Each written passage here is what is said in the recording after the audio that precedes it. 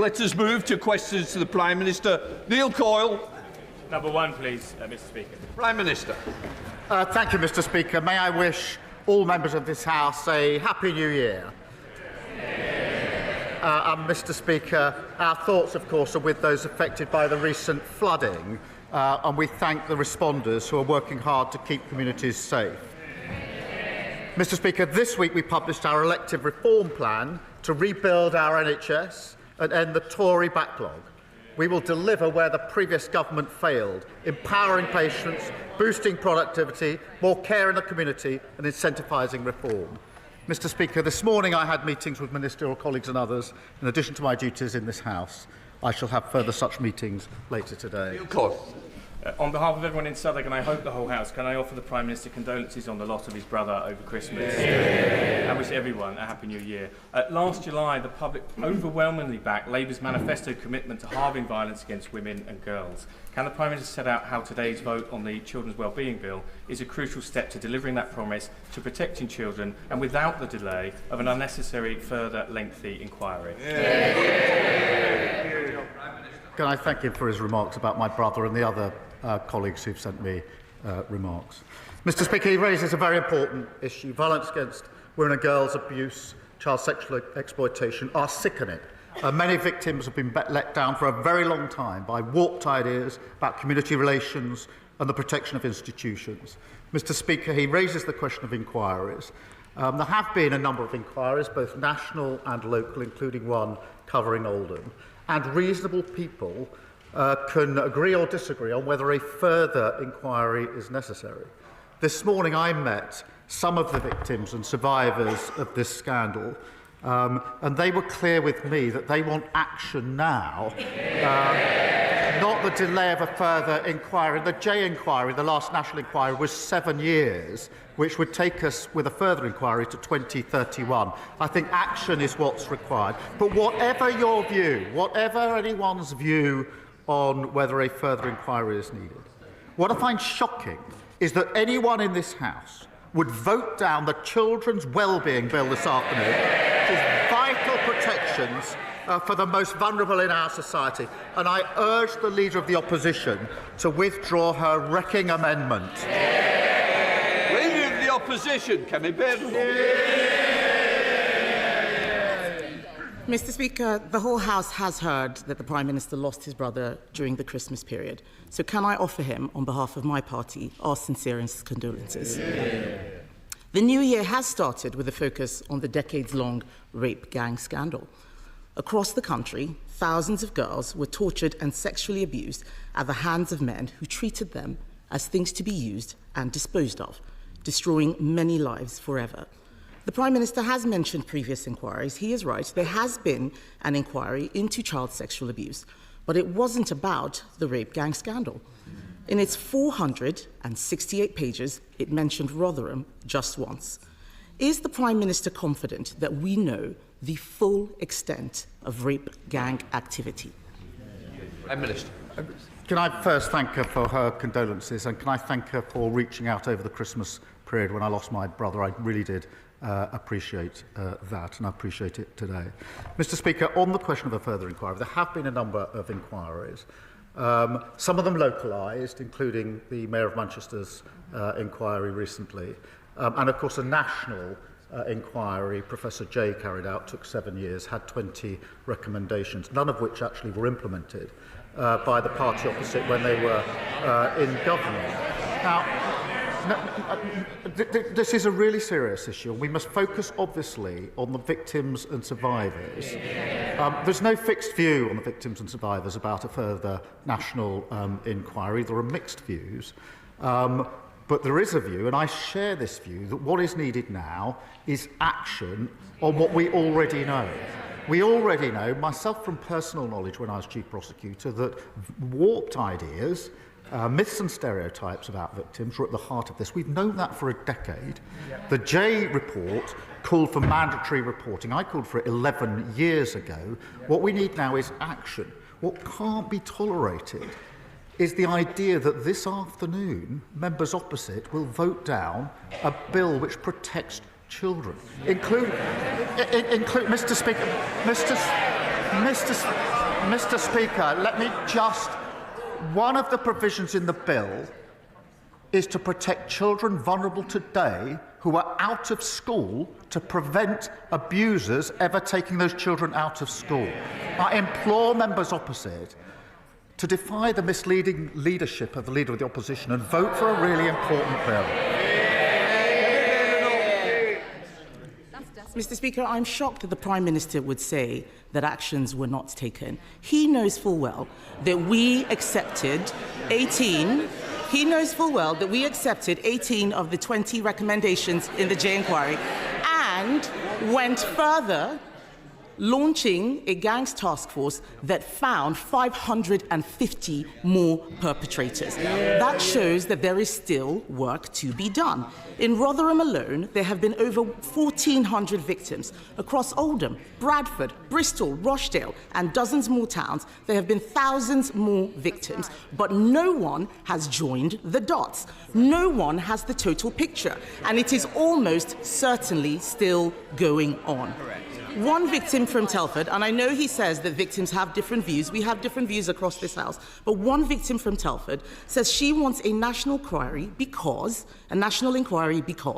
it will hold people accountable in a way that previous inquiries have not. Correct. It is very possible to have actions, take on more, and still have a national inquiry. So why won't he listen to victims and launch a national inquiry which would have the power to summon witnesses and make them give evidence under oath? Mr. Speaker, she says they accepted the recommendations. They didn't act on them. Exactly. One of the central recommendations was mandatory reporting, and it still hasn't been enacted. I called for this 11 years ago. They've been tweeting and talking. We've been acting.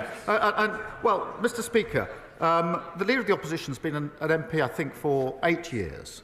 Her party have been in government for 7.5 of those 8 years. She was the Children's Minister. She was the Women's and Equalities Minister. I can't recall her once raising this issue in the House, once calling for a national inquiry. It's only in recent days she's jumped on the bandwagon. Now, Mr. Speaker, in fairness, if I'm wrong about that, and she has raised it, then I invite her to say that now, and I will happily withdraw the remark that she hasn't raised it in this House in the 8 years that she's been here until today. Mr. Speaker, the Prime Minister is being very specific because I have raised this issue. I've raised it in speeches. I've raised it publicly. He knows that as a minister, I would not have been speaking on this specific issue. I was not a Home Office minister. But Mr. Speaker, I will remind him about other victims who came to me who I did help. The victims of the Tavistock scandal who came to me as a minister. I didn't send them away like his safeguarding minister. I made sure, as his Labour Party were calling me transphobic, that we launched the CAS review, which even his health secretary has accepted. So we do right by victims, Mr. Speaker. The reason why a national inquiry is important is because this issue is systemic. It has been involving local and national officials, the police, prosecutors and politicians. He talks about some of the local inquiries, but these interlinked issues cannot be covered by local inquiries alone. In fact, the leaders of the Manchester inquiry resigned because they couldn't get evidence, they couldn't summon witnesses, and not a single person in a position of authority has been held to account. The Prime Minister called for 9 inquiries in the last Parliament. Does he not see that by resisting this one, people will start to worry about a cover-up?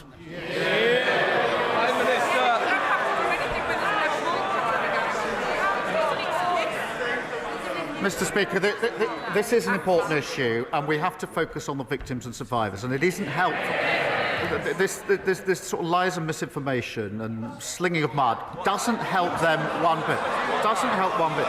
Mr. Speaker, she raised a question of a victim with me, and quite right to, and I accept that victims and survivors are in different places on this.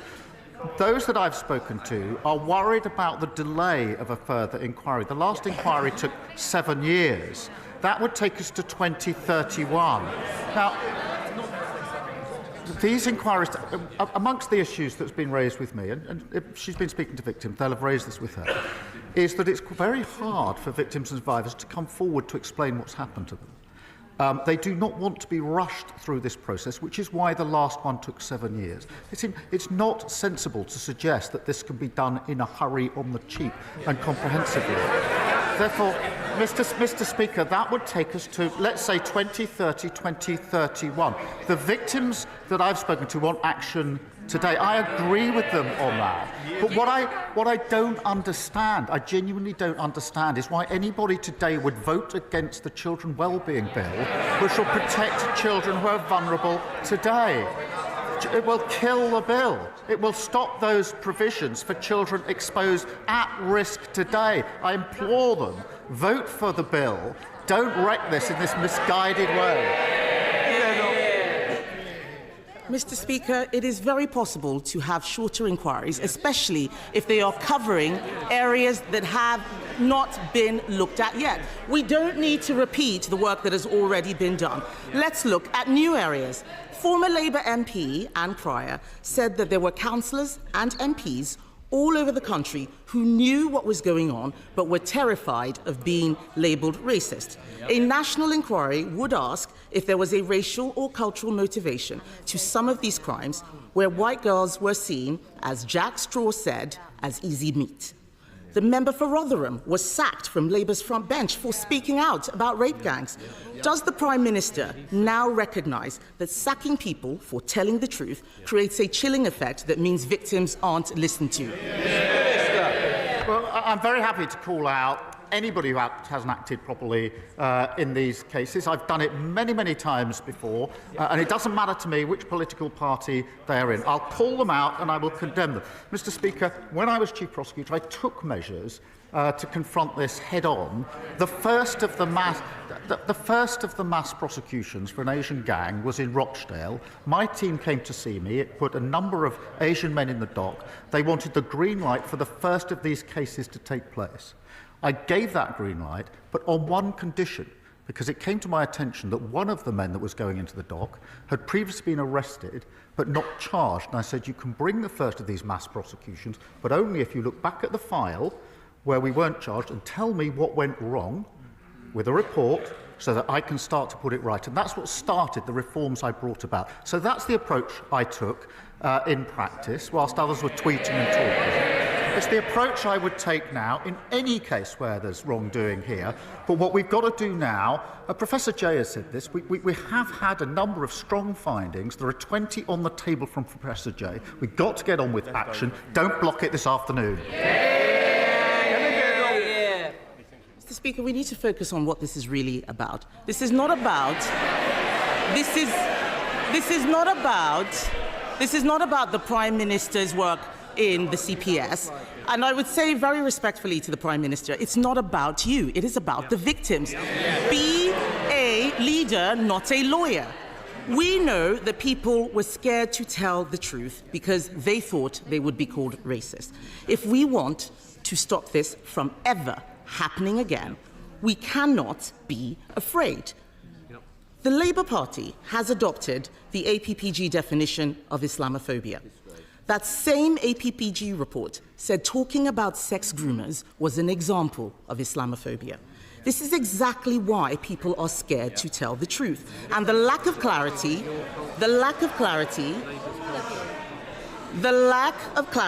means that innocent British Muslims are smeared by association. That is not fair, and only a national inquiry can solve this. So will the Prime Minister look again at the Labour Party's adoption of the definition of Islamophobia, its chilling effect, and rule out introducing it in government? Prime Minister. Mr. Speaker, I will call out any aspect that has prevented anybody coming forward or any case going forward when it comes to violence against women and girls, child abuse or child sexual exploitation, as I have been doing now for the best part of 15 years. But, yes, some people will say there should be a further inquiry. But that does... I accept that, but that means all the victims and survivors who are going to give evidence need to be in a position to do so. Not all of them are. I've been speaking to them. There are some that do think they are. It will take time. All of the institutions will have to give evidence. That will take time. This will delay things till 2031 also. But we all, Mr. Speaker, we already know what the major flaws are. And my argument is we should get on with that action. And that's why we're bringing forward the bill this afternoon. Kemi Badenoch. Mr. Speaker, the Prime Minister has effectively told us that he's not able to do two things at the same time. This issue of a delay is a weak excuse, and I would say to him that by refusing this inquiry, he is enabling those people who wish to smear all British Muslims based on the actions of a small minority. He is talking about distraction tactics. Let us have the truth. The Prime Minister cannot tell the House the full scale of the scandal. He doesn't want questions asked of Labour politicians who may be complicit. He won't listen to the victims. He won't listen to the victims who are calling for a national inquiry. He is making this all about a bill this afternoon. Later today, he will tell Labour MPs, including in Telford, Rochdale, Bristol, Derby, Aylesbury, Oldham, Bradford, Peterborough, Coventry, Middlesbrough, Newcastle, Ramsgate, tell all of these people to vote against a national inquiry into the gangs which have systematically gang-raped children in their constituencies. This is one of the worst scandals in British history, Mr. Speaker.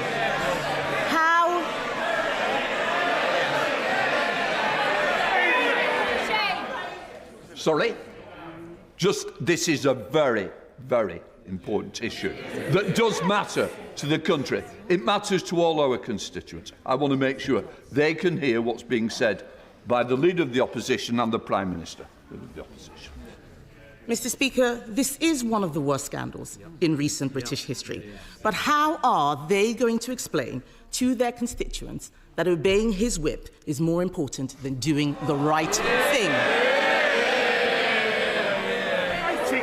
She's right to say it's one of the worst scandals. It's terrible. That's why I acted on it. Her recently acquired view that it's a scandal, having spent a lot of time on social media over Christmas, not once in 8 years did she stand here and say what she's just said. Not once in 8 years. They didn't act on the recommendations. They want a national inquiry. We had a national inquiry, the J inquiry, the J report. 20 recommendations, not a single one implemented. Not a single one implemented. And she said you can do two things at once. You can't kill the bill this afternoon, wreck that bill, and protect children. There was Mr. Speaker, there was a dreadful case of Sarah Sharif that everybody will remember. This was the girl taken out of school and abused by an abuser. The bill this afternoon fixes that gap. And I know, I'm looking across, I know there are honourable members on the benches opposite who know very well that what's in this bill is necessary, that it's the right thing to do, and that would want to vote for this bill. I urge them to think twice about following this short-sighted, misguided, bandwagon-jumping approach of the non-leadership of the Leader of the Opposition. I urge them to. Speaker, my constituent, Anne-Marie, and countless other armed forces families across Aldershot and Farnborough are living in shabby military accommodation that simply isn't good enough after 14 years of Conservative neglect. So can I welcome the Ministry of Defence plan to buy back thousands of homes in my constituency? And will the Prime Minister set out how sorting out this bad deal left behind by a past Tory government will make life better for Anne-Marie and others like her living in the home of the British Army? Prime Minister. Can I thank her for her question? And we all owe extraordinary debt of thanks to those who serve. Mr. Speaker, by reacquiring over 36,000 service family homes, including 1,700 in my honourable friend's constituency, we can rapidly transform substandard accommodation. The deal that we've done also saves the taxpayer around £230 million per year in rent, and of course it follows the largest pay rise for the armed forces in over 20 years. There is of course still work to do, but this is a major step forward. We now come to the Leader of the Liberal Democrats, Red Davey. Thank you, Mr. Speaker, and Happy New Year to you. And can I join others by offering my personal condolences to the Prime Minister on the loss of his brother? And can I take this opportunity to express my sadness at the passing of a much-loved member of the Liberal Democrat family, Baroness Jenny Randerson. Mr. Speaker, fixing the care crisis is urgent. For the millions of people, elderly and disabled, who are not getting the care they need, for the millions of family carers who are making huge sacrifices to fill the gap, for the NHS, where over 12,000 people are stuck in hospital beds because they can't get out of hospitals, the care is not there for them. The Prime Minister is right to say we need a cross-party approach today, but as Sir Andrew Dillot has said today, that needn't take 3 years. So will the Prime Minister please speed up this work so 2025 is the year we finally rise to the challenge of fixing care? Prime Minister. I thank him for raising this important issue and thank him for his condolences. Yes, it is right we need to get this right. I want a cross-party consensus on this and invite him to work with us on this, as I know he will. But it is important, and he's right to say we need some action now as well. And that is why it's important I point out the immediate action that we've taken, the £3.7 billion of additional funding in the budget for social care, another £86 million to allow 7,800 more disabled and elderly people to live more independent lives, and of course the increased carers allowance. And the way in which we've set this up is in stages so that we can act and improve as we go along, but making sure that we've got consensus for the bigger changes that may be proposed in the review. And I do invite him and members across the House to work with us on this so that we can get this right and make sure that what we put in place endures beyond just a few years. Thank you. Red Davey. Mr. Speaker, I'm afraid if the government doesn't bring in these long-term social care reforms this year, their NHS reforms, this Parliament will fail. So I hope he will revisit the timetable. But moving on, Mr. Speaker, while the honourable member for Clacton may miss out on his big allowance from Elon Musk, the spectre of the richest man in the world trying to buy a British political party should give us all pause for thought. And after years of the Conservatives taking millions in pounds of Russian money, will the Prime Minister now work with us to bring in long overdue reforms of party funding so that power in this country lies with the voters and not wealthy overseas oligarchs? I think we all had a smile on Sunday when the honourable member said how cool it was to have the support of Musk, only for Musk to say he should be removed. Just a few hours later, that's the rough and tough of politics. And of course, we're looking at the question of funding more generally. Joseph. Thank you, Mr. Speaker. I welcome the efforts this Labour government has made to reset our relationship with the European Union and to seek to remove unnecessary trade barriers.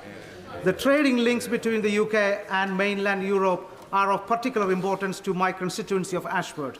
So would the Prime Minister support my efforts and those of other Kent colleagues to restore international train service to Ashford International Station that will help economic growth in my constituency, Kent, and wider South East? Prime Minister. Well, I thank my honourable friend for raising this question. Businesses in his constituents have been badly let down by the deal of the last government, and we of course are resetting and strengthening that relationship on the economy, on energy, on security to deliver the growth that we need. I know this is an issue of considerable frustration to his constituents. The decision in question, Mr. Speaker, is ultimately for Eurostar, but we are keen to see international services reinstated to Ashford as soon as possible, and I would be happy for the Rail Minister to update him on the latest discussions. Stephen Flynn. Mr. Speaker, can I begin by doing something unusual, which is to commend the Prime Minister on his earlier answers to the Leader of the Opposition and, of course, to pass on my party's condolences to him for the loss of his brother. Outside of this place, temperatures continue to plummet. Energy bills continue to rise, and the winter fuel allowance has been unacceptably taken away from so many vulnerable pensioners. Now, the Prime Minister intimated prior to Christmas that he had no regrets about any of the decisions that he has taken in office. Does he understand that the public do? Prime Minister. I thank him for his condolences. We took some tough decisions. They led to a budget which delivered the largest settlement since devolution began to Scotland. If he thinks we should now reverse that, then he should say so. What it's done is it's given the money, so now the SNP have the money, they have the power, and no more excuses for the non-delivery that we see in Scotland. If he wants me to reverse that, he should say so. Sam Rushworth. Mr. Speaker. Feeling safe in your own community is among the most basic of human needs, but after 14 years of Tory cuts to Durham's frontline police and breaking the criminal justice system, too many of my constituents are victims of violence, theft and antisocial behaviour, and these crimes too often go unpunished. Now, I know the Prime Minister's had a lifelong commitment to protecting victims, so what assurances can the Prime Minister give my constituents that our new government will be tough on crime and on the causes of crime? Mr. Speaker, he's right to raise this important issue, and I have to say, when he said there were cuts to polices and somebody said boring, I think that somebody opposite just said boring. That tells you everything you need to know about the last 14 years. He's right. We need to crack down on those committing vile acts in our communities. And that's why our plan for change puts 13,000 extra police and PCSO officers into neighbourhood policing, 3.5% real terms increase, and of course tough new respect orders. Where they lost control, we'll take back control and deliver safe and secure communities. Thank you, Mr. Speaker. My constituent Dipak first opened the doors to his pharmacy in 1991, and he's been serving the Chelmsford community ever since, greeting many of his patients by name. But Dipak's business is struggling. His NHS contract no longer covers the cost of the drugs he has to dispense. For example, he's sometimes been forced to pay over 100 times more for a particular mental health drug than his contract provides. Dipak is dipping into his life savings to keep his pharmacy afloat, and I'm sure that many other pharmacists across the country are doing the same. Does the Prime Minister agree with me that no pharmacist should be forced to use their own money to keep their pharmacy viable? Prime Minister.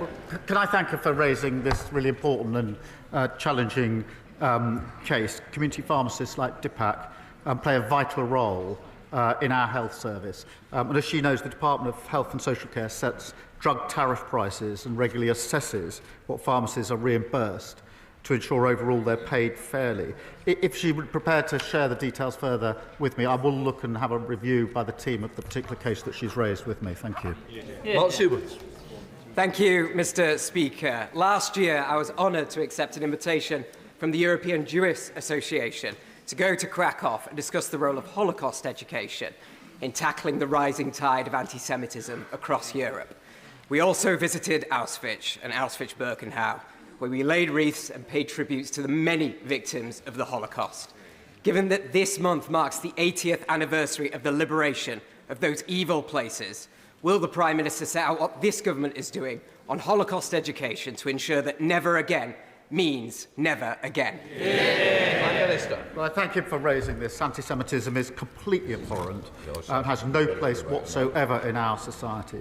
Mr. Speaker, I recently met with Jewish community leaders in Downing Street to discuss what further we can do to combat anti-Semitism, and that includes allocating £54 million for the Community Security Trust to continue their vital work, committing to building a new Holocaust Memorial and Learning Centre, and providing at least £2.2 million to continue the funding lessons from Auschwitz. And I look forward to working with others on those important proposals. Victoria Collins. Thank you, Mr. Speaker. Businesses like Hicks in Harpenden, charities like the Hospice of St Francis in Berkhamsted, health and social care providers like the Elms Medical Practice in Harpenden, a GP, are amongst those up and down this country who are warning the government about the negative impact of the proposed changes to national insurance contributions. When will the Prime Minister heed those warnings and, at the very least, look at exemptions for health and social care providers like they have for the NHS? Prime Minister. Thank you for raising this. Look, we had to deliver a budget to wipe the slate clean and to deliver the stable basis for our economy and at the same time repair our public services. That's why we invested £25.6 billion over 2 years in the NHS, including additional funding for GPs and for hospices. And we are taking measures to ensure that funding is there to support our vital services. Mr. Speaker, every week I visit constituents in my Hackney South and Shoreditch constituency living in the most appalling, overcrowded social housing, some with triple bunk beds in the bedroom and the parents on a sofa bed in the living room. The nearest available property to buy would be £500,000, and it's out of the reach for these hard-working families. I really welcome our government's commitment to 1.5 million new homes. Will the Prime Minister agree that we need clear targets for the number of social housing units so that families in Hackney can live in dignity? Prime Minister. I'm grateful to her for raising this, and she describes an appalling situation when it comes to housing, and one will be familiar to a number of MPs on both sides of the House. And that's why we will deliver the 1.5 million homes that we desperately need across the country. She's right, and the budget announced 500 million into the Affordable Homes programme, which is hugely important, 100 million of that going to the Greater London Authority. And we will also, Mr. Speaker, reform the right to buy to deliver a fairer, better value, a more sustainable scheme where long-standing tenants can buy their own home. Andrew George. Thank you, Mr. Speaker. In Cornwall, in the last 10 years, over £500 million has been handed to holiday homeowners through various tax loopholes, etc., whilst local families are being evicted from their homes to make way for yet more holiday homes as the housing crisis deepens and worsens. The 6 MPs in Cornwall are determined to reverse this situation and to address these issues before the end of this Parliament. Will the Prime Minister agree to meet us so we get the full backing of government and deliver first rather than second homes for the good of Cornwall and the Isles of Scilly? Prime Minister. I thank you for raising this. We are committed to building those 1.5 million homes, and that includes 4,500 new homes every year in Cornwall. But I do recognise the point he makes, which is that excessive concentrations of short-term lets and second homes in places like Cornwall can impact the availability and affordability of homes. That's why we'll enable councils to charge a premium on the council tax bills of second homes, abolish the furnished homes let regime and introduce a registration scheme for short-term lets. But I am happy to make sure that he and his Cornish colleagues do get the meeting they want with the Housing Minister to discuss that further. Joyce Fenton-Glenn. Thank you, Mr. Speaker. This government is committed to using the criminal justice system to tackle violence against women and girls. But when an abuser can use a child custody battle to continue their abuse, as happened in the case of one of my constituents, it is clear that we need to raise the issue in the civil courts too. Will the Prime Minister please look at ending the absurd assumption that a domestic abuser's involvement in a child's life is advantageous to their welfare? Prime Minister. Yeah, absolutely. And he's right, Mr. Speaker. Family courts must never be a tool that domestic abusers can use to continue their appalling abuse. And that's why we're expanding the number of new Pathfinder courts to provide dedicated support to survivors and protect the welfare of children. We are reviewing the presumption of parental involvement and we'll set out our position in due course. And I'll make sure that he meets the relevant minister to discuss this further. Christine Jardine. Thank you very much, Mr. Speaker. And can I associate myself with the remarks of the Liberal Democrat leader and others today? Happy New Year to everyone, but 2025 is already proving a challenge for many of my constituents. Pensioners, families, small businesses, the hospitality industry, GPs, social care, as others have said. They know that the SNP has failed to deliver for Scotland. They hear when the Prime Minister says that the Conservatives left the economy in a mess, and they know that governments make difficult decisions. But what they are asking me is, when is this government going to do something positive for them to overcome the negative impacts they're facing from the budget? Prime Minister. Thank you very much. Can I just address something I should have addressed to our leader, which is to express our condolences about Jenny Randerson. I apologise, I overlooked that earlier on. She raises the point about the failure of the SNP and the legacy of the Tories, and I'm proud that this Labour government delivered the largest budget settlement for Scotland since devolution, and that means, Mr Speaker, in answer to a question, 100,000 workers in Scotland benefit from the increases from the national minimum and living wage each year. An estimated 3.2 million people in Scotland will benefit from the extension of the 5p cut in fuel duty. And it comes, of course, on top of the 125 million set up Great British Energy in Aberdeen. And it reinforces the point. They've got the powers, but a terrible record. They left a terrible legacy. We're getting on for delivering for Scotland. Last year, this Labour government delivered justice for members of the Mine Workers Pension Scheme. 45,000 members of the similar British Coal Staff Superannuation Scheme are keen to see their £2.3 billion investment reserve returned to them, which could boost coalfield communities like mine in Cannock Chase. Will the Prime Minister meet with retired miners, trustees and coalfield MPs to discuss what could be done for BCSS members up and down the country? Prime Minister. Well, thank you for raising this issue. I was pleased, Mr Speaker, that the first increased payments to Mine Workers Scheme members were made at the end of November. I do understand the strong feeling on the British Coal Staff Superannuation Scheme, which is why the Minister for Industry met the trustees last year, and we will be working with the coal staff trustees to consider their proposals once the new Mine Workers Pension Scheme arrangements have been agreed. Thank you, Mr Speaker. Mr Speaker, first of all, we had a Chancellor who embellished her CV, then we had a Transport Secretary with a fraud conviction, and now we've got an anti-corruption minister who is being investigated for corruption. Now, I know the Prime Minister likes living in free accommodation, but does he really think it's appropriate that his minister is being given free housing by the political allies of some very dubious foreign regimes? Prime Minister. Mr Speaker, the City Minister has acted appropriately by referring herself to the independent adviser. We brought in our new ministerial code to allow ministers to ask to establish the facts, and I'm not going to give a running commentary on that important exercise. Tonia Antoniazzi. The last couple of days, I wrote to the England and Wales Cricket Board regarding the upcoming game in the Championship Trophy against Afghanistan on the 26th of February. I have met with the ECB and we are calling for the game to be boycotted. I thank everybody for the support that I've had across this House and also at the other place. I also would like to thank very much the Prime Minister for his intervention with the with the International Cricket Council yesterday. But would he please agree to meet and talk to his counterparts in South Africa and Australia that they boycott the Games as well? Mr Speaker, there's been an appalling erosion of the rights of women and girls in Afghanistan. And we all should condemn that suppression of freedoms in the strongest terms. And that's why we provided additional aid, at least 50% of which we're going to women and girls. DCMS are in touch with the international counterparts on this issue. I welcome the England and Wales Cricket Board making strong representations to the International Cricket Council on Afghanistan's women's cricket team.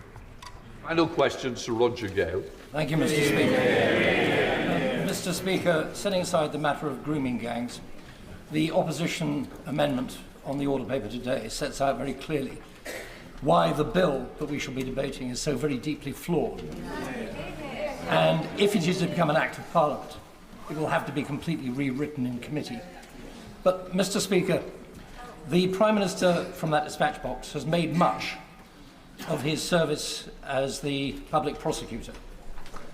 So could he tell the House in that capacity why during his time he declined to instigate a prosecution for rape and sexual abuse against Mohammed Fayed? Prime Minister. That case never crossed my desk. Right. That completes Prime Minister's question. Mr. Speaker, to